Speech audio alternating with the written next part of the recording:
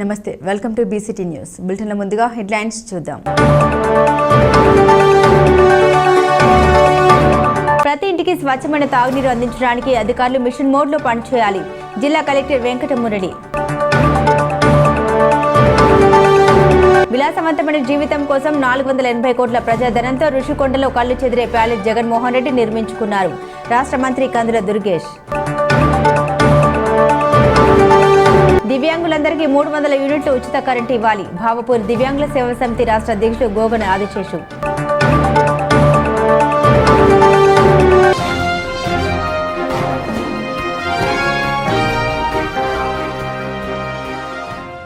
విలాసవంతమైన జీవితం కోసం 480 కోట్ల ప్రజాధనంతో ఋషికొండలో కళ్లు చెదిరే ప్యాలెస్ ను జగన్మోహన్ రెడ్డి కట్టుకున్నారని రాష్ట్ర మంత్రి కందుల దుర్గేష్ ధ్వజమెత్తారు.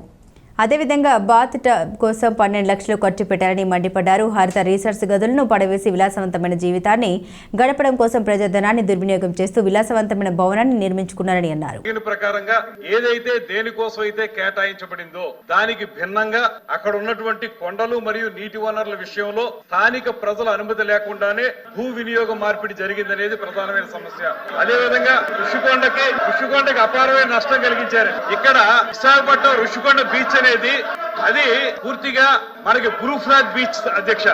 మొత్తం రాష్ట్రంలో ఉన్నటువంటి అన్ని బీచ్ల్లోనూ బ్లూ ఫ్లాగ్ బీచ్ ఏదైనా ఉందంటే అది ఋషికొండ బీచ్ అధ్యక్ష. ఆ బీచ్ లో ఏ ఉద్దేశంతో అయితే దీన్ని ప్రారంభించారో ఏం చెప్పారంటే అంతకు ముందు అక్కడ 58 గదులతోటి ఒక అద్భుతమైనటువంటి రిసార్ట్ ఉండేది, హరిత రిసార్ట్ మనకి ఆంధ్రప్రదేశ్ లో ఉన్నటువంటి అన్ని రిసార్ట్స్ కంటే కూడా బెటర్ ఇన్కమ్ ఇచ్చినటువంటి రిసార్ట్స్. ఒక సంవత్సరంలో 7 కోట్ల నుంచి 16 కోట్ల వరకు ఆదాయం ఇచ్చినటువంటి రిసార్ట్స్. అవి డిమాలిష్ చేశారు అన్ని అద్భుతంగా ఉండగానే. అవి డిమాలిష్ చేసేటప్పుడు వారు చెప్పిన మాట ఏంటంటే ఇంతకంటే అద్భుతమైన రిసార్ట్స్ కడతాం, ఇంతకంటే ఎక్కువ మందికి ఉపయోగంలోకి తీసుకొస్తామని చెప్పి అక్కడ వారు కట్టింది, వాళ్ళు చేసింది, వాళ్ళు గదులు కడతామని చెప్పి చేసిన పని ఏంటి తెలుసా అధ్యక్ష? విజయనగరం బ్లాక్ అని కట్టారు. అందులో 3 బ్లాకులు అప్పటి ముఖ్యమంత్రి గారికి అప్పుడు వారి కుటుంబ సభ్యులకి ఏర్పడేలాగా. కళింగ బ్లాక్ అని కట్టారు, అందులో అఫీషియల్స్ కి. అదేవిధంగా గల్బదీ బ్లాక్ అని కట్టారు, దాని తర్వాత వేంగి బ్లాక్ అని కట్టారు. ఇవన్నీ కూడా 7 బ్లాకులు కట్టి 7 బ్లాకుల్లో మొత్తం అన్ని కలిపి మనకు రూములను వేడే మేము ప్రత్యక్షంగా చూసాం. డిప్యూటీ చీఫ్ మినిస్టర్ గారు చూశారు, ముఖ్యమంత్రి గారు చూశారు, మేము వెళ్ళి చూసాం. వీళ్ళు చెప్పిన మాట, వాళ్ళు ఆ రోజున అప్లికేషన్ పెట్టినప్పుడు వాళ్ళు చెప్పిన మాట దీన్ని బెటర్ రిసార్ట్ గా చేస్తామని చెప్పి చివరిలో ఒక జీవో ఇచ్చారు అధ్యక్ష. ఆ జీవో ఇచ్చినప్పుడు దీన్ని ముఖ్యమంత్రి గారి యొక్క నివాసం కోసం జీవో నెంబర్ కూడా చెప్పాను. కమాన్ రండి తీసుకుందాం. జీవో నెంబర్ లో చెప్పింది ముఖ్యమంత్రి గారికి నివాసం కోసం, క్యాంప్ ఆఫీస్ కోసం కట్టుకుంటామని చెప్పారు. అదే విధంగా మంత్రులు ఎవరైనా అక్కడికి వచ్చినప్పుడు ఉండడానికి కడతామని చెప్పారు. వచ్చిన ఒరిజినల్ అప్లికేషన్ లో ఏం చెప్పారు? మేము మంచి రిసార్ట్స్ కడతాం, ఇంతకంటే అద్భుతంగా చేస్తామని చెప్పి ఈ రకంగా చేశారు. ఇందులో మొత్తం అన్ని కలిపి వాళ్ళు ఖర్చు పెట్టింది 481 కోట్ల రూపాయలు ఖర్చు పెట్టి దీంట్లో బాత్ టబ్ ఉంది అధ్యక్ష 12 లక్షల రూపాయలు. అవి మొత్తం మీరు తీసుకుంటే లోపలికి వెళితే ఇంద్రభవనం అధ్యక్ష. మీరు నిజంగా జెన్యూన్ గా చెప్పిన ప్రకారం చేసుంటే ఎందుకు మీరు అందరినీ రానివ్వలేదు? మీకు ఆ రోజు ఒక సామెత ఉంది అధ్యక్ష, ఇది ఎంత వైలేషన్ అంటే స్పష్టంగా వైలేషన్ అధ్యక్ష. మీరు జీవో నంబర్ ఇస్తారు, మీకు వాళ్ళు పెట్టిన అప్లికేషన్ మీ టేబుల్ మీద పెడతాను. ఆ అప్లికేషన్ కానీ జీవో నెంబర్ కానీ చూడండి, ఎక్కడా కూడా పొంతం లేదు. ఆ రోజు చిన్న అయిపోతే ఆ రోజు మనకి మనం ఏదంటే ఓం మహానగరం తగలబోతుంటే ఫిడేలు వాయించినటువంటి నీరో చక్రవర్తి లాగా వ్యవస్థ సర్వనాశనం అయిపోతుంటే ఇంత డబ్బు ఖర్చు పెట్టి తన సొంత భవనం కోసం అతని ఆఫీస్ రూమ్ ఒక టెన్నిస్ కోర్ట్ అంత ఉంటుంది అధ్యక్ష. ఆయన ఆఫీస్ రూమ్ ఒక టెన్నిస్ కోర్ట్ అంత ఉంటుంది. ఇవన్నీ ఖర్చు పెట్టి ఎవరి డబ్బులు, ప్రజల డబ్బుల్ని ఇలా మోసం ఏ రకంగా అడుగుతారు వీళ్ళు, ఏ రకంగా ప్రశ్నిస్తారు? ఇంత అన్యాయం చేసి ఇవాళ జీవోలన్నీ ఉన్నాయి. పెడతాను నేను, వాళ్ళు చూసుకుని చదువుకోనండి, సమాధానం చెప్పుకోనండి. ఎంత అన్యాయం చేస్తుంటే ప్రజాధనాన్ని తోచుకుంటుంటే ఇందులో ఎవరి ఇంట్లోకి ఎంత డబ్బులు మొత్తం జీవోలు. అడవిపల్లి రిజర్వాయర్ పనులు త్వరితగతిన పూర్తి చేస్తామని రాష్ట్ర మంత్రి నిమ్మల రామానాయుడు పేర్కొన్నారు. 554 కిలోమీటర్లు చిట్ట చివర ఉన్న రిజర్వాయర్ అని అన్నారు. రిజర్వాయర్ పనులు పూర్తి చేసుకుంటే 5 నియోజకవర్గాల్లోని 80,000 ఎకరాల సాగు భూమికి నీరు అందించవచ్చని అన్నారు. గత 5 సంవత్సరాల పాలనలో ఎటువంటి పనులు చేయలేదని పేర్కొన్నారు. ఏదైతే గౌరవ సభ్యులు అడిగినటువంటి అడవిపల్లి రిజర్వాయర్ ఏదైతే ఉందో, మరి ఇది హంద్రీనివా సంబంధించినటువంటి మెయిన్ కెనాల్ ఏదైతే ఉందో అది 554 కిలోమీటర్ల చిట్ట చివర ఉన్నటువంటి రిజర్వాయర్ అధ్యక్ష. ఏదైతే ఈ యొక్క రిజర్వాయర్ మనం పనులు పూర్తి చేసుకుంటే గౌరవ సభ్యులు చెప్పినట్లుగానే ఏదైతే పీలేరు, పొంగనూరు, చంద్రగిరి, పూతలపట్టు, చిత్తూరు అంటే ఒక 5 కాన్స్టిట్యున్సీలు 15 మండలాలకు సంబంధించి దగ్గర 80,100 ఎకరాల ఆయకట్టుకి ఇది సాగునీరు, త్రాగునీరు అందించేటువంటి ప్రాజెక్ట్ అధ్యక్ష. అయితే ఈ పనులన్నీ కూడా గౌరవ సభ్యులు చెప్పినట్లుగా 2019 తెలుగుదేశం ప్రభుత్వం హయాంలో ఈ అడవిపల్లి రిజర్వాయర్ కి సంబంధించిన పనులు అయితే 100% కూడా పూర్తయినటువంటి పరిస్థితి అధ్యక్ష. అయితే ఏదైతే దురదృష్టం అంటే ఈ అడవిపల్లి రిజర్వాయర్ కి ఏదైతే వాటర్ సోర్స్ ఏదైతే ఉందో అంటే ఈ హంద్రీనివా మెయిన్ కెనాల్ నుంచి ఏదైతే వాటర్ రావాల్సి ఉందో ఆ మెయిన్ కెనాల్ కు సంబంధించినటువంటి వర్క్స్, అదేవిధంగా ఈ రిజర్వాయర్ డిస్ట్రిబ్యూషన్ సిస్టమ్ అంటే నేవా బ్రాంచ్ కెనాల్, అదేవిధంగా వాయిల్పాడు బ్రాంచ్ కెనాల్ ఏవైతే పనులు ఉన్నాయో అవన్నీ కూడా గత 5 సంవత్సరాలు అంటే రిజర్వాయర్ 100% పూర్తి అయింది. మిగిలినటువంటి బ్యాలెన్స్ ఏదైతే పనులు ఏవైతే ఉన్నాయో అవి 0 అధ్యక్ష గత 5 సంవత్సరాల పాలనలో అధ్యక్ష. మరి అటువంటి పరిస్థితుల్లో ఈ రోజు మళ్లీ చంద్రబాబు నాయుడు గారు ఈవేళ రాయలసీమ ప్రాజెక్టులకి అత్యంత ప్రాధాన్యత ఇచ్చేటువంటి క్రమంలో చాలా క్లియర్ గా ఏదైతే ఈ అడవిపల్లి రిజర్వాయర్ కి సంబంధించినటువంటి నీరు అందించేటువంటి ఈ HNSS మెయిన్ కెనాల్ ఏదైతే ఉందో దానికి 2 అడ్డంకులు అంటే ప్రధానంగా మేము కూడా ఐడెంటిఫై చేయడం జరిగింది అధ్యక్ష డిపార్ట్మెంట్ ద్వారా. ఏదైతే 400 కిలోమీటర్ల నుంచి 490 కిలోమీటర్ల మధ్య 200 మీటర్ల ఎర్త్ వరకు, అదేవిధంగా టన్నెల్ లైనింగ్, 6 స్ట్రక్చర్స్ ఉన్నాయి అధ్యక్ష. ఇది 210 కోట్ల రూపాయలు దానికి ప్రతిపాదనలు. అదేవిధంగా 490 కిలోమీటర్ల నుండి 554 కిలోమీటర్ల వరకు కూడా 300 మీటర్స్ ఎర్త్ వర్క్ బ్యాలెన్స్, అదేవిధంగా 9 స్ట్రక్చర్స్ బ్యాలెన్స్ భూసేకరణ దీనికి ఒక 75 కోట్ల రూపాయలు. అదేవిధంగా నేవా బ్రాంచ్ కెనాల్ కు సంబంధించి 925 మీటర్ల ఎర్త్ వరకు 45 స్ట్రక్చర్స్ బ్యాలెన్స్ ఉన్నాయి అధ్యక్ష. దీనికి ఒక 65 కోట్ల రూపాయలు, టోటల్ గా ఒక 350 కోట్ల రూపాయలు ఏదైతే గౌరవ సభ్యులు ఏదైతే అడిగారో అవన్నీ కూడా గౌరవ ముఖ్యమంత్రి చంద్రబాబు నాయుడు గారి ఆదేశాల ప్రకారం ప్రతిపాదనలు సిద్ధం చేయడం జరిగింది. తొందరలోనే అవన్నీ కూడా మేము టెండర్స్ ప్రక్రియని తీసుకుని ఆ పనులు ప్రారంభిస్తామని మీ ద్వారా తెలియజేసుకుంటూ, అయితే దీనికి మెయిన్ గా మనం ఏదైతే ఆయన చెప్పినట్లుగా ఆ యొక్క అడవిపల్లి రిజర్వాయర్ ని మనం పూర్తి చేసుకుని ఈ డిస్ట్రిబ్యూషన్ సిస్టమ్ ని డెవలప్ చేసుకున్నా కూడా వాళ్ళకి నీరు వచ్చేటువంటి పరిస్థితి లేదు అధ్యక్ష. ఎందుకంటే ఏదైతే హంద్రీనివాకి 554 కిలోమీటర్ చిట్ట చివరన రిజర్వాయర్ ఏదైతే హంద్రీనివా ఏదైతే ఉందో మెయిన్ కెనాల్ లో నీరు వస్తేనే ఆ జలాశయానికి నీరు వచ్చేటువంటి పరిస్థితి అధ్యక్ష. అది గత తెలుగుదేశం ప్రభుత్వ హయాంలో హంద్రీనివాని ఎక్స్టెండ్ చేయాలనే ఉద్దేశంతో 3850 క్యూసెక్లకి ఆ రోజు మోటార్స్ అవన్నీ కూడా పెట్టడం జరిగింది. దురదృష్టం గత 5 సంవత్సరాల ప్రభుత్వంలో 3850కి మోటార్స్ ఉన్నా కూడా ఏదైతే హంద్రీనివా మెయిన్ కెనాల్ వైండింగ్ గాని లైనింగ్ గాని చేయకపోవడం వల్ల ఈ రోజు కేవలం 1800 క్యూసెక్లు మాత్రమే దాని యూటిలైజేషన్ ఉన్నటువంటి పరిస్థితి అధ్యక్ష. ఆ 1800 క్యూసెక్లు కూడా వచ్చేటప్పటికి అంటే ఒక ఐస్ ముక్క ఈ చేతిలో పెట్టి చేతులు మారే కొద్ది కరిగిపోయి లాస్ట్ కి వచ్చేటప్పటికి ఏమి మేలకంటే ఎలా ఉంటుందో అదే విధంగా నేను కూడా హంద్రీనివాని పరిశీలిస్తే మాల్యాల దగ్గర 1800 మరి వస్తూ ఉంటే మరి అది కిందకు వచ్చే సమయానికి ఏమి మిగిలినటువంటి పరిస్థితి వద్ద అందులో 216 కిలోమీటర్లు జీడిపల్లి దగ్గరికి వచ్చేటప్పటికి ఆ 1200 క్యూసెక్లు వస్తుంది అధ్యక్ష. మళ్ళీ తర్వాత 400 కిలోమీటర్లు పొంగనూరు కాడికి వచ్చేప్పటికి అది 300 క్యూసెక్లు మిగులుతుంది అధ్యక్ష. కడకి ఆయన జలాశయం వచ్చేటప్పటికి 0 అవుతుంది అధ్యక్ష. అందుకే అంటే ఇది కొంచెం ఇంపార్టెంట్ అధ్యక్ష. ప్రశ్న అయిందైనా దానికి సంబంధించి హంద్రీనివా సంబంధించి చాలా మంది సభ్యులు ఉన్నారు. అందుకే గౌరవ ముఖ్యమంత్రి గారు చాలా క్లియర్ గా ఇన్స్ట్రక్షన్స్ ఇచ్చారు. ఆల్రెడీ దానికి అడ్మినిస్ట్రేషన్ శాంక్షన్స్ కూడా ఇప్పుడు ఫైనాన్స్ లో పెట్టి హంద్రీనివాకి ఎక్స్టెన్షన్ వైండింగ్ అండ్ లైనింగ్ కూడా పూర్తి చేయమని ఇప్పుడు ఏదైతే మోటార్లు ఏవైతే ఉన్నాయో అంటే 3800 మాల్యాల్లో ఎక్స్టెండ్ చేయడం ద్వారా ఇప్పుడు ఏదైతే జీడిపల్లి అంటే ప్రజెంట్ మరి 1200 వస్తుంటే దానికి 2800 వస్తుంది అధ్యక్ష మనం ఎక్స్టెండ్ చేయడం వల్ల. తద్వారా 400 కిలోమీటర్ పొంగనూరు ప్రజెంట్ 300 వస్తుంది అధ్యక్ష. ఇప్పుడు మనం ఎక్స్టెండ్ చేయడం వల్ల 1650 వస్తుంది అధ్యక్ష. ఆ 1650 దగ్గర నుంచి అటు పొంగనూరుకి 840 పోతే ఇటు ఏదైతే అడవిపల్లికి ఇంకా 810 ఉంటుంది అధ్యక్ష. అంటే ఈ రకంగా ఒక సమగ్రంగా ఏదైతే స్టార్టింగ్ నుంచి ఎండింగ్ వరకు కూడా ప్రతి అడుగు కూడా ప్రతి ఆఖరి ఎకరానికి కూడా సాగునీరు అందించాలనేటువంటి ఆలోచనతో ముఖ్యమంత్రి ఆలోచన ప్రకారమే హంద్రీనివాని ముందుకు తీసుకెళ్తున్నామనే విషయాన్ని సందర్భంగా తెలియజేసుకుంటూ అందులో భాగంగానే ఈ సంవత్సరం అంటే మేము ఈ 5 నెలల కాలంలోనే ఈ హంద్రీనివాకి ఇప్పుడు 2600 కోట్ల రూపాయలు ఆల్రెడీ ఇప్పుడు టెండర్స్ పిలవడానికి ఇప్పుడు ఫైనాన్స్ లో అడ్మినిస్ట్రేటివ్ శాంక్షన్ ఉంది అధ్యక్ష. ఈ 2600 కోట్లతో పాటుగా అడవిపల్లి రిజర్వాయర్ సంబంధించి 350 కోట్లు అంటే 2950 కోట్లు అంటే దగ్గర ఇంత ఆర్థిక పరిస్థితి ఇంత అధ్వానమైనటువంటి స్థితిలో ఉన్నా కూడా అంద్రేనివాకు ఈ మొదటి 5 నెలల్లోనే 3000 కోట్ల రూపాయలు అక్షరాల ఈ ఎన్డీఏ ప్రభుత్వం పెడుతూ ఉందని అంటే ఆ యొక్క అంద్రేనివాను పూర్తి చేయడానికి ఆ యొక్క రాయలసీమ కరువు జిల్లాలు ఏవైతే ఉన్నాయో అంటే అటు అనంతపురం, కర్నూలు, సత్యసాయి, చిత్తూరు ఇటువంటి జిల్లాలన్నిటికీ కూడా ఆ సాగునీరు, తాగునీరు. రెడ్ క్రాస్ సంస్థ సేవలు శ్లాఘనీయమని జిల్లా కలెక్టర్ జె వెంకటమురళి అన్నారు. రెడ్ క్రాస్ సంస్థ ఆధ్వర్యంలో విదేశాల నుండి దిగుమతి అయిన విలువైన బ్లాంకెట్స్, పౌష్టికాహార కిట్లను 25 మంది గర్భిణులకు జిల్లా కలెక్టర్ చేతుల మీదుగా స్థానిక కలెక్టరేట్లో ఉచితంగా పంపిణీ చేశారు. ప్రభుత్వ ఆసుపత్రిలోని గర్భిణులకు కాన్పులు జరగాలని కలెక్టర్ అన్నారు. ప్రశాంతమైన వాతావరణంలో గర్భిణులు ఉండాలని, సురక్షితంగా కాన్పు జరగాలని ఆయన ఆకాంక్షించారు. గర్భిణులకు ప్రతి నెల క్రమం తప్పకుండా వైద్య పరీక్షలు జరగాలన్నారు. నవ సమాజ నిర్మాణంలో భాగంగా గర్భిణులకు మెరుగైన వైద్యం రాష్ట్ర ప్రభుత్వం అందిస్తూ ఉందన్నారు. వారి కాన్పుల సమయంలో ప్రభుత్వ ఆసుపత్రుల్లో అన్ని మౌలిక సదుపాయాలు కల్పిస్తుందన్నారు. ప్రభుత్వ ఆసుపత్రుల్లో కాన్పు జరిగితే 6000 రూపాయలు గర్భిణికి ప్రభుత్వం ఆర్థిక సహాయం అందిస్తుందన్నారు. కాన్పు తర్వాత తల్లి బిడ్డ ఎక్స్ప్రెస్ లో వారిని సురక్షితంగా ఇంటికి చేర్చే బాధ్యత ప్రభుత్వందేనన్నారు. గర్భిణులు నిరంతరం వైద్యుల పర్యవేక్షణలో ఉండాలన్నారు. నిర్లిప్తత ఉండరాదని, ప్రాణంతో చెలగాటం ఆడరాదన్నారు. జన్మనిచ్చిన తల్లితో పాటు శిశువుకు టీకాలు తప్పనిసరిగా వేయించాలన్నారు. సమాజానికి సేవలందించే ఉత్తమ పౌరులుగా తీర్చిదిద్దాల్సిన బాధ్యత తల్లులపై ఉందన్నారు. మీరంతా క్షేమంగా ఉండాలని ఆయన కోరారు. రెడ్ క్రాస్ సంస్థ ద్వారా నారాయణ భట్టు బాపట్ల జిల్లాలో అందిస్తున్న సేవలు మరువలేనివని ప్రశంసించారు. గ్రీవెన్స్ సెల్కు వచ్చే అర్జీదారులకు ప్రతి సోమవారం ఉచితంగా పెట్టడం అభినందనీయమని అన్నారు.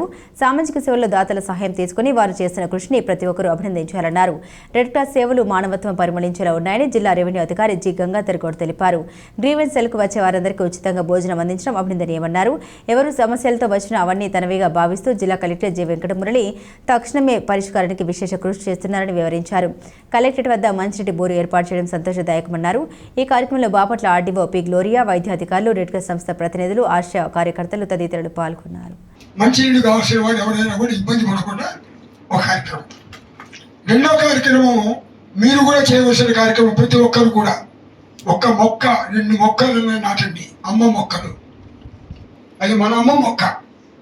అది ఒక కార్యక్రమం కూడా సారు చేతుల మీదుగా చేసి కార్యక్రమం మనం అనుకున్నది ఏంటంటే 8 నెలలు వచ్చేటటువంటి గర్భిణీ స్త్రీలకు రాబోయేది బాగా చలికాలం కనుక ఆ చలికాలంలో రెడ్ క్రాస్ తరఫున మంచి ఉలెన్ బ్లాంకెట్స్ ఇద్దామని. మీకు డెలివరీ అనేది హాస్పిటల్లోనే జరిగితే సురక్షితంగా ఉంటుంది.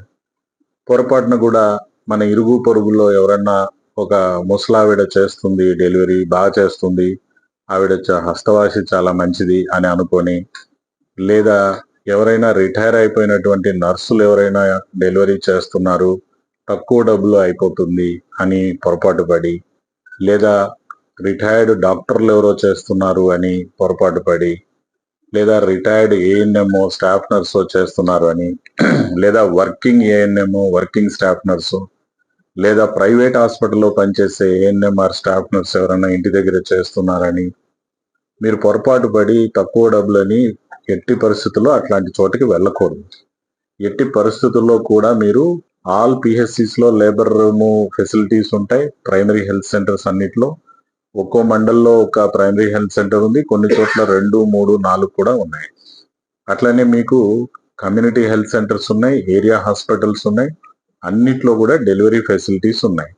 మీరు ముందుగానే ప్రతి నెల క్రమం తప్పకుండా మీ బీపీని చెకప్ చేసుకుంటూ, మీ ఆరోగ్య పరిస్థితుల్ని మానిటర్ చేసుకుంటూ, మీ ఆరోగ్యం ఎట్లా ఉంది, ఏమైనా ఇబ్బంది వస్తుందా అనేది రెగ్యులర్ చెకప్స్ మీరు చేయించుకుంటూ, ఆ డెలివరీ డేట్ కూడా మీరు ముందుగానే తెలుసుకొని డాక్టర్స్ ద్వారా ఆ డేట్కి 1-2 రోజులు ముందుగానే మీరు హాస్పిటల్కి వచ్చి చూపించుకొని, మీరు హాస్పిటల్లో ఉండి సురక్షితంగా డెలివరీ అయ్యి మీ పాపాయితో మీరు ఇంటికి నవ్వుకుంటూ తల్లి బిడ్డ ఎక్స్ప్రెస్ లో వెళ్లే విధంగా ప్రభుత్వం మీకు తోడ్పాటిస్తా ఉంది. మీరు వెళ్ళిపోయి ప్రాణం మీదకి తెచ్చుకోకూడదు, అలాంటి పొరపాట్లు చేయకూడదు. ప్రభుత్వ ఆసుపత్రిలోనే డెలివరీ అయ్యేటట్టు చేసుకోవాలి. మీ పుట్టిన పిల్లలకి వ్యాక్సినేషన్ ఉంటుంది. ప్రభుత్వ హాస్పిటల్లో కార్డు ఇస్తారు, ఒక కార్డు. ఆ కార్డులో ఎన్ని నెలలకి ఏమేమి వ్యాక్సినేషన్ వేయాలి, బీసీజీ గురించి, పోలియో గురించి, రకరకాల ఏ జబ్బులకైతే ఇప్పటి వరకు సైన్స్ లో నిరోధించేదానికి వ్యాక్సినేషన్స్ ఉన్నాయో అవన్నీ గవర్నమెంట్ సైడ్ నుంచి మనం ఎక్స్టెండ్ చేస్తూ ఉన్నాం.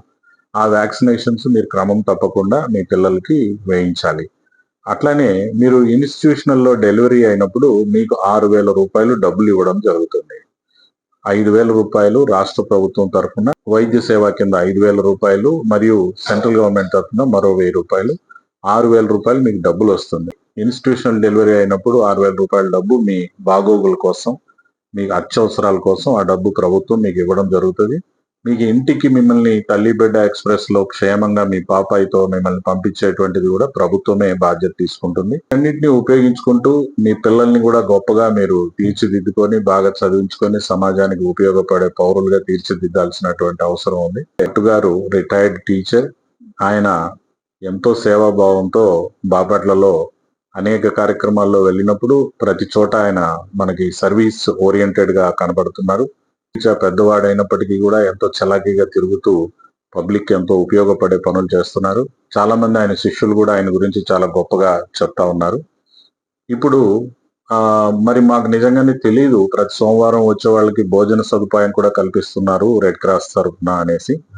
ఆయన యథాలాపంగా ఏదో మాట్లాడుతూ చెప్పినప్పుడు నేను దాన్ని ఆలకించి విని, ఓహో అలా చేస్తున్నారా, ఎంతమందికి చేస్తున్నారు, ఎన్ని డబ్బులు ఖర్చు అవుతున్నాయి అని అడిగినప్పుడు సుమారుగా 150-200 మందికి మేము భోజనం పెడుతున్నాము. ఎంత ఖర్చు అవుతుందంటే 3,000 నుంచి 4,000 రూపాయలు ఖర్చు అవుతుంది ఒక సోమవారం రోజున. మరి ఎలా భరిస్తున్నారు ఆ డబ్బుల్ని అంటే డోనార్స్ వాళ్ళ దగ్గర నుంచి తీసుకుంటున్నాము అంటే, నేను ఈరోజు మా డిఆర్ఓ గారికి తగిన ఇన్స్ట్రక్షన్స్ ఇవ్వడం జరిగింది. నాట్ ఓన్లీ మండే, సోమవారం మాత్రమే కాకుండా మనం ప్రతి నెల 3వ శుక్రవారం వికలాంగుల కోసం, 4వ శుక్రవారం ట్రైబల్ కోసం ప్రత్యేకమైన గ్రీవెన్స్ డేలు ప్రకటించాం ఈ రోజున. సో ఆ గ్రీవెన్స్ డేలకు వచ్చేటువంటి వాళ్ళు ఇంకా నిరుపేదలు, వికలాంగులు అంటే వాళ్ళు ఇంకా వాళ్ళ దగ్గర డబ్బులు అఫోర్డబిలిటీ ఉండదు, ట్రైబల్ దగ్గర కూడా అఫోర్డబిలిటీ ఉండదు, ఎంతో దూరం నుంచి బస్ ఛార్జీలు పెట్టుకొని వస్తారు, ఇక్కడ ఏమి దొరకదు, కాబట్టి వాళ్ళకు కూడా మనం భోజనం పెడతాము అని చెప్పి. అట్లనే సోమవారం ఆయన పెడుతున్న భోజనంలో కానీ మిగతా రోజులకు కానీ మనకి రెడ్ క్రాస్ సైడ్ నుంచి ఫండింగ్ సరిపోయినప్పుడు కలెక్టరేట్ నుంచి మనం ఫండింగ్ సపోర్ట్ చేసి పెట్టడానికి నిశ్చయం చేసుకున్నాం. సామాజిక సేవలో రెడ్ క్రాస్ సంస్థ ప్రథమ శ్రేణిలో ఉంటుందని జిల్లా కలెక్టర్ జె వెంకట మురళి అన్నారు. దేవకి వెంకట సుబ్రహ్మణ్యం ఉషారాణి సహకారంతో రెడ్ క్రాస్ సంస్థ కలెక్టరేట్ ఎదుట మంచినీటి బోరింగ్ ను ఏర్పాటు చేయగా జిల్లా కలెక్టర్ ప్రారంభించారు. ఈ సందర్భంగా కలెక్టరేట్ ఆవరణలో మొక్కలు నాటారు. గ్రీవెన్స్లకు వచ్చే అర్జీదారులకు రెడ్ క్రాస్ సంస్థ ప్రతి ఉచితంగా భోజన సదుపాయం కల్పించడం అభినందనీయమని జిల్లా కలెక్టర్ అన్నారు. సుదూర ప్రాంతాల నుండి వచ్చే వారికి త్రాగునీటి సమస్య లేకుండా బోరింగ్ ఏర్పాటు చేయడం సంతోషమన్నారు. ఇక్కడికి వచ్చే అర్జీదారులకు ఇలాంటి ఇబ్బంది ఏర్పడకుండా షెడ్ ఏర్పాటు చేస్తామన్నారు. తక్షణమే చర్యలు తీసుకోవాలని సంబంధిత అధికారులను ఆదేశించారు. రెడ్ క్రాస్ సంస్థ బోర్ ఏర్పాటుతో ప్రజలకు ఎంతో ప్రయోజనం ఉంటుందన్నారు.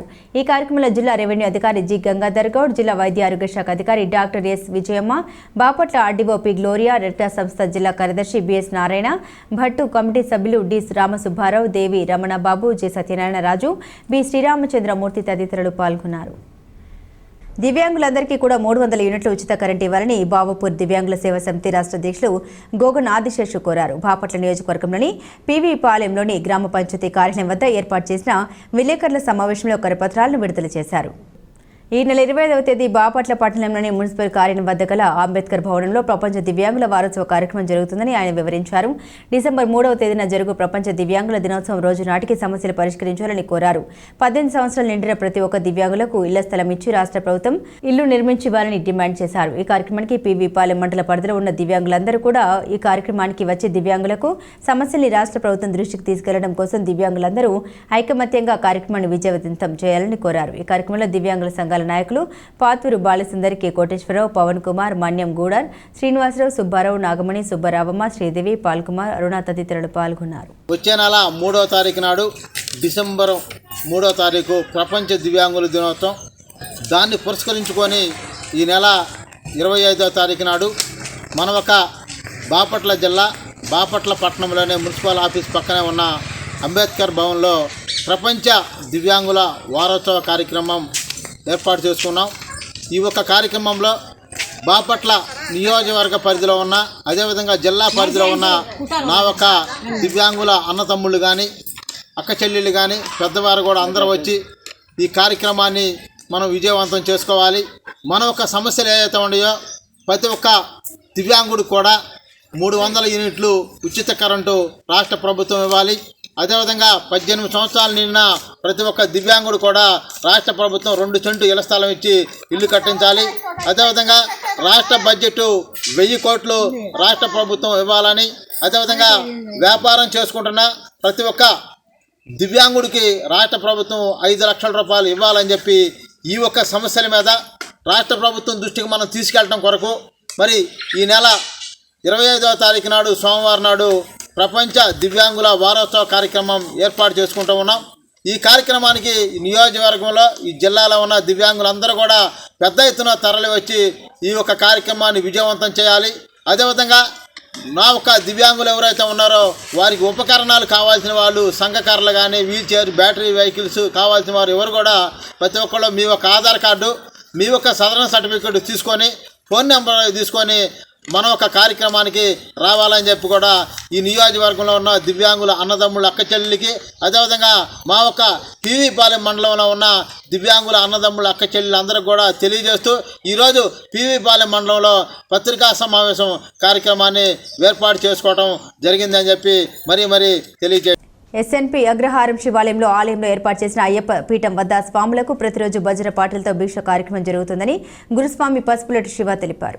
బాపట్ల పట్టణంలోని 13వ వార్డులో వేంచేస్తున్న శ్రీ గంగా పర్వతి వర్ధని సమేత శ్రీ రామలింగేశ్వర స్వామివారి దేవస్థానంలో పసుపులటి శివ గురుస్వామి ఆధ్వర్యంలో ఏర్పాటు చేసిన అయ్యప్ప స్వామి పీఠం వద్ద ప్రతిరోజు ఎంతో భక్తి శ్రద్ధలతో స్వామివారికి పూజలు చేసి అనంతరం భజన కార్యక్రమాలు నిర్వహించి భక్తి పాటలతో భక్తులు తన్మయంలో తెలిపోయే విధంగా ఎంతో మధురానుభూతమైన భక్తి పాటలతో భజన చేసి అనంతరం కంది స్వాములతో 18 మెట్లు అయినటువంటి పడిని వెలిగించి అయ్యప్ప స్వామికి ఎంతో ఇష్టమైన పేట తుల్లులు ఆడుతూ పూజ ముగించిన అనంతరం స్వాములకు భిక్ష కార్యక్రమం ఏర్పాటు చేయడం జరుగుతుందని, ప్రతిరోజు 150 నుండి 200 దాకా దీక్షాపరులు భజనలో పాల్గొని భిక్ష స్వీకరిస్తున్నారని, ప్రజల్లో రోజురోజుకి భక్తిభావం బాగా పెరుగుతుందని, రానున్న రోజుల్లో ప్రతి ఒక్కరిలో భక్తిభావం ఇలాగే పెరుగుతూ ఉండాలని, దీక్ష స్వీకరించిన ప్రతి ఒక్కరిని హరిహర పుత్రుడు అయ్యప్ప స్వామి సదా ఇళ్లవెల్లా వాళ్ళని చల్లగా చూడాలని గురుస్వామి పసుపులటి శివ తెలిపారు.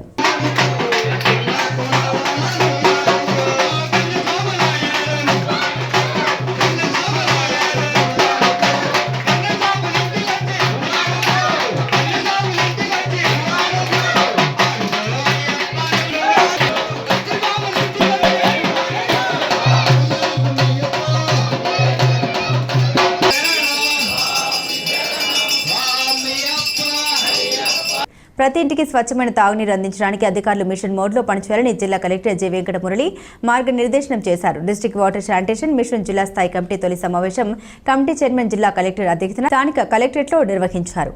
స్వచ్ఛ భారత్ మిషన్ ద్వారా పారిశుద్ధ్య కార్యక్రమాలు పక్కాగా జరిగేలా చూడాల్సిన బాధ్యత కమిటీదేనని కలెక్టర్ స్పష్టం చేశారు. ప్రతి ఇంటికి స్వచ్ఛమైన నీరు అందించడం, వ్యక్తిగత మరుగుదొడ్లు, సామాజిక మరుగుదొడ్లు నిర్మాణం పకడ్బందీగా అమలు అయ్యేలా చూడాల్సిన బాధ్యత కమిటీపై ఉందని కలెక్టర్ అన్నారు. అభివృద్ధి చెందిన దేశాల్లో మాదిరిగా బాపట్ల జిల్లాను ముందుకు తీసుకెళ్లాలన్నారు. బాపట్ల జిల్లాలోని గ్రామీణ ప్రాంతాల్లో 3.64 లక్షల గృహాలు ఉండగా 1.48 లక్షల గృహాలకు కొలాయిలు బిగించినట్టు తెలిపారు. మిగిలిన 2.16 లక్షల గృహాలకు కనెక్షన్లు ఇవ్వలేదన్నారు. ప్రతి ఇంటికి 55 లీటర్ల స్వచ్ఛమైన తాగునీరు అందించడం ప్రభుత్వ లక్ష్యమన్నారు. జల జీవన్ మిషన్ కింద జిల్లాకు మంజూరైన పనుల్లో పెండింగ్ పనులు 994 చేపట్టడానికి అనుమతి పొందాల్సి ఉందన్నారు. 587 కోట్ల నిధులతో పనులు ప్రారంభించడానికి ప్రభుత్వం నుంచి తిరుగు అనుమతి పొందేలా నివేదించాలన్నారు. బాపట్ల జిల్లాలో 960 ఆవాస ప్రాంతాలు ఉండగా అందులో 369 పీడబ్ల్యూఎస్ పథకాలు, 25 సిపిడబ్ల్యూఎస్ పథకాలు, 5083 చేతి పంపులు మనుగడలో ఉన్నాయన్నారు. సిపిడబ్ల్యూ పథకాల నిర్వహణ మరమ్మతులకు 6.9 కోట్ల నిధులు కావాలని కమిటీ ఏకగ్రీవంగా తీర్మానించినట్లు కలెక్టర్ ప్రకటించారు. జిల్లా పరిషత్ నిధులతో పనులు చేపట్టాలన్నారు. చీరాల వేటపాలెం మండలాల్లో నీటి సమస్య శాశ్వత పరిష్కారానికి 160 కోట్ల నిధులు కావాలని ప్రభుత్వానికి ప్రతిపాదన పంపాలన్నారు. జనజీవన్ మిషన్ కింద పెండింగ్ పనులన్నీ మంజూరు కొరకు ప్రభుత్వానికి నివేదించాలని తీర్మానించినట్టు తెలిపారు. ఈ సమావేశంలో కమిటీ కన్వీనర్ ఆర్డబ్ల్యూఎస్ఈ అనంతరాజు, అనుబంధ శాఖల జిల్లా అధికారులు, ఇంజనీర్లు తదితరులు పాల్గొన్నారు. District water and sanitation mission అంటే ఇది ఒక మిషన్ మోడ్లో మనము డ్రింకింగ్ వాటర్కి సంబంధించినటువంటి వర్క్స్ని, శానిటేషన్కి సంబంధించినటువంటి వర్క్స్ని మిషన్ మోడ్లో వీటిని మనము పీరియాడికల్గా మీటింగ్స్ పెట్టుకుంటూ కంప్లీట్ చేసుకోవాలి. ఆఫ్ ఇండియా సెంట్రల్ స్కీమ్ మనకి ఏం అందుబాటులో ఉందంటే మీ అందరికీ తెలిసి జల్ జీవన్ మిషన్ అందుబాటులో ఉంది. సో ఈ జేజేఎం జల్ జీవన్ మిషన్ మోడ్లో ఆల్రెడీ ఇంప్లిమెంటేషన్ జరుగుతూ ఉంది. PR&RD డిపార్ట్మెంట్ దీన్ని ఇంప్లిమెంటేషన్ చేస్తూ ఉంది. అదేవిధంగా మనకు శానిటేషన్ విషయంలో స్వచ్ఛ భారత్ మిషన్ అనేది గవర్నమెంట్ ఆఫ్ ఇండియా సైడ్ నుంచి in convergence with government of state government, that is government of ఏపీతో స్వచ్ఛ భారత్ మిషన్ అనేది కూడా మిషన్ మోడ్లో ఇంప్లిమెంటేషన్ జరుగుతూ ఉంది. అండ్ ఇంకా అది 2026 వరకు కూడా చేయడానికి మిషన్ మోడ్లో మనం అందరం చేస్తూ ఉన్నాం. ఈ రెండు మిషన్స్ని కన్వర్జ్ చేస్తూ జల్ జీవన్ మిషన్ ని which is intended for the drinking water the entire rural area and Swachh Bharat mission which is intended for the individual household toilet and also community sanitary toilets, community sanitary centres అండి. So ఈ విధంగా community toilets ని, individual toilets ని, solid waste ని, grey water waste ని మనకు central government ఏమని పిలుస్తుంది, శానిటేషన్ సంబంధించిన డ్రైన్ వాటర్ ని ఏమని పిలుస్తారు అంటే గ్రే వాటర్ అని పిలుస్తారు. సో మిగతా వేస్ట్ ఏదైతే ప్లాస్టిక్ అవ్వచ్చు, చెత్త చెదారం అవ్వచ్చు, కిచెన్ లో వచ్చే వేస్ట్, దీని అంతటినీ మనం సాలిడ్ వేస్ట్ అంటాం.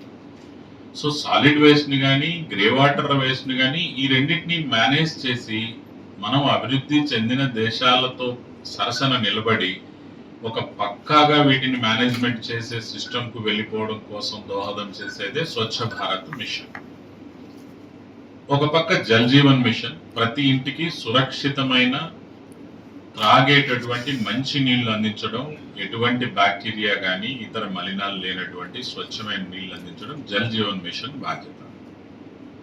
ఒకవైపున డ్రైనేజ్ వాటర్ అంతటినీ కూడా క్లీన్ గా గ్రామంలో కానీ లేకుండా దాన్ని డిస్పోజ్ చేయడం, ప్రతి ఇంటికి టాయిలెట్ కట్టించడం, సాలిడ్ వేస్ట్ ని గ్రే వాటర్ ని మేనేజ్మెంట్ చేయడం స్వచ్ఛ భారత్ మిషన్ బాధ్యత. ఈ రెండు మిషన్స్ ని కన్వర్జెన్స్ చేసి జిల్లా లెవెల్లో పకడ్బందీగా ఇంప్లిమెంట్ చేసే బాధ్యత DWS. ఇవన్నీ కూడా రెండు ఇండివిజువల్ గా మిషన్ మోడ్ లో దాదాపు 4 ఏళ్ళు అయింది అనుకుంటాను, subject to correction. Already mission mode లో జరుగుతున్నాయి ప్యారలల్ గా. ఇప్పుడు గవర్నమెంట్ ఆఫ్ ఇండియా అంటే SBM ఎక్కడ దాకా వచ్చింది అని అంటున్నాయి మన లెక్కలంటే 56% అని చెప్పి చెప్తున్నారు. 56% మన SBM అంటే ఇండివిజువల్ హౌస్ హోల్డ్ టాయిలెట్స్ కావచ్చు, కమ్యూనిటీ శానిటరీ టాయిలెట్స్ కావచ్చు, మనము 56% కవర్ చేసాం. There is a need of covering 44% ఇంకా మనం కవర్ చేయాలి. అట్లానే మనం JJM కింద చూసుకున్నప్పుడు దాదాపుగా more than 70 or at about 78.75% మనము JJM లో వర్క్స్ ని కంప్లీట్ చేసుకున్నాము అని చెప్పి మనకు, అంటే what I'm telling these are the broad figures, not the balance ని ఇప్పుడు మనం కవర్ చేయాలి. అంటే ఇప్పుడు మన DWSM రెండింటిని మనందరం కలిసి, ఇప్పుడు నా ఎదురుగా కూర్చున్న మీరు, నేను, RWSSC, మన డిస్ట్రిక్ట్. భారతదేశపు మొదటి మహిళా ప్రధానమంత్రి ఇందిరా ప్రియదర్శిని గాంధీ నవంబర్ 1917లో జన్మించారు. ఈమె అక్టోబర్ 31, 1984లో మృతి చెందారు. భారతదేశపు మొట్టమొదటి ఏకైక మహిళా ప్రధానమంత్రి ఆమె. 1966 నుండి 1977 వరకు వరుసగా 3 పర్యాయాలు, 1980లో 4వ పర్యాయం ప్రధానమంత్రిగా పనిచేసిన ఘనత ఆమెకే దక్కుతుందన్నారు. ఆమె భారత తొలి ప్రధానమంత్రి జవహర్లాల్ నెహ్రూకు ఏకైక కుమార్తె. జవహర్లాల్ నెహ్రూ మొదటిసారి ప్రధానమంత్రిగా ఉన్నప్పుడు ప్రధానమంత్రికి కార్యదర్శిగా జీతం లేకుండా పనిచేసింది. 1964 సంవత్సరంలో తండ్రి మరణం తర్వాత రాజ్యసభకు ఎన్నికైంది. లాల్ బహదూర్ శాస్త్రి మంత్రి మండలిలో ప్రసార శాఖ మంత్రిగా పనిచేసింది. మోతీలాల్ నెహ్రూ పేరు మోసిన న్యాయవాది. సంపదలకు నిలవైన ఆ ఇంటికి మోతీలాల్ ఇంగ్లీష్ స్నేహితులు, బ్రిటిష్ వారు స్వదేశీ స్నేహితులు వస్తూ పోతూ ఉండేవారు. అతని కుమారుడు జవహర్లాల్ నెహ్రూ కోడలు కమలా నెహ్రూ సాంప్రదాయక కాశ్మీరీ బ్రాహ్మణ కుటుంబం నుండి రావడం వల్ల అత్తవారింటికి అలవాటు పడడానికి మొదట్లో కొంచెం ఇబ్బంది పడింది. మోతీలాల్ కుటుంబంలోని వారు నవీన సాంప్రదాయానికి అలవాటు పడినవారు. ఇందిరా ప్రియదర్శిని 1917 నవంబర్ 19వ తేదీన జవహర్లాల్ నెహ్రూ, కమలా నెహ్రూల ఏకైక సంతానంగా అలహాబాద్లోని ఆనంద్ భవన్లో ఆమె జన్మించారు. ఆమె మోతీలాల్ నెహ్రూకు మనుమరాలు. మోతీలాల్కు మనుమరాలంటే చాలా ఇష్టం. అప్పటికే ఆయన నేషనల్ కాంగ్రెస్ సభ్యునిగా ఉన్నాడు. అయినా తన వృత్తిని వదలలేదు. 1919లో పంజాబ్లోని వైశాఖి పండుగ జరుగుతున్న తరుణంలో బ్రిటిష్ వారు జలియన్ వాలా బాగ్లో జరిపిన మారణకాండలో కొన్ని వేలాది మంది బలయ్యారు. ఈ సంఘటన మోతీలాల్ హృదయాన్ని కదిలివేసింది. వెంటనే తన వృత్తిని వదిలిపెట్టాడు. తన వద్ద ఉన్న ఖరీదైన విదేశీ వస్తువులన్నింటినీ తగులబెట్టాడు. ఖద్దరు దుస్తుల్ని మాత్రమే ధరించడం మొదలుపెట్టాడు. తన కుమార్తెకు కాన్వెంట్ స్కూల్ మానిపించాడు. ఇది మొదటి వారి ఇల్లు స్వాతంత్ర పోరాటంలో పాల్గొనే వీరులకు తమ కార్యక్రమాలను రూపొందించుకునే కేంద్రంగా మారింది. ఆమె తల్లి, తండ్రి ఇద్దరూ స్వాతంత్ర్యం కోసం కథన రంగంలోకి దూగారు. చిన్నారి ఇందిరా సైతం తన విదేశీ బొమ్మల్ని వదిలివేసింది. ఇప్పటిదాకా భోగ భాగ్యాలకు అలవాటు పడిన నెహ్రూలు కష్టాలను కోరి ఆహ్వానించిన ఆ కష్టాన్ని ధైర్యంగా ఎదిరిది స్వతంత్ర భారత చరిత్రలో వారికి ఒక స్థానాన్ని సంపాదించుకున్నారు. వారి వంశానికి ఎన్నలేని కీర్తిని సంపాదించుకున్నారు. ఆమె మృతి చెందిన ప్రజల గుండెల్లో ఎప్పుడు ప్రజలంగా నిలిచిపోయింది. ఇప్పటికీ కాంగ్రెస్ అంటే ఇందిరాగాంధీ కాంగ్రెస్ అంటారు. బులెటిన్ ముగించే ముందు హెడ్లైన్స్ మరోసారి. ప్రతి ఇంటికి స్వచ్ఛమైన తాగునీరు అందించడానికి అధికారులు మిషన్ మోడ్లో పనిచేయాలి. జిల్లా కలెక్టర్ వెంకటమురళి. విలాసవంతమైన జీవితం కోసం 480 కోట్ల ప్రజాధనంతో ఋషికొండలో కళ్ళు చెదిరే ప్యాలెస్ జగన్మోహన్ రెడ్డి నిర్మించుకున్నారు. రాష్ట్ర మంత్రి కందుల దుర్గేష్. దివ్యాంగులందరికీ 300 యూనిట్లు ఉచిత కరెంటు ఇవ్వాలి. భావపూర్ దివ్యాంగుల సేవా సమితి రాష్ట్ర అధ్యక్షుడు గోగన ఆదిశేషు.